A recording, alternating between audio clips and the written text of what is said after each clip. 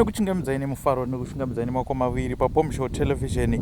Uchangosvika uchangotibata ndokumbirisisawo kuti usubscribe, ulike video, ndo zvinoita kuti video riende kumberi rionekwe nevazhinji pane nyaya dzinenge dzichiitika muZimbabwe, pane nyaya dzinenge dzichiitika munyika dzakatikomberedza. So ndinongoti ndokopa kutenda kune avo vari kusubscribe each and every day, mukutipa support inodadisa mafans edu, my subscribers ari kukwira each and every day. So nyaya ndayana isikada kunyanya kupedza nguva inyaya Enzo Aishaw.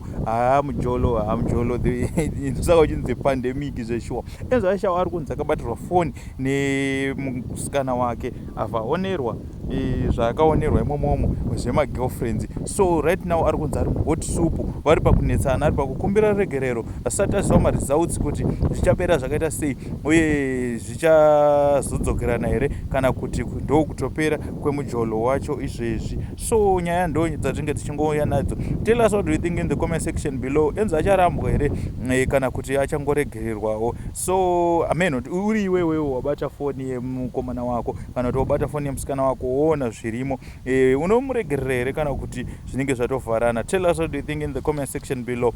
Ndokoti don't forget to subscribe. Kusubscribe mahara, ndo zvatinongokurudzirana pano paBomb Show Television. Tikupei zvakawanda zvakasiyana.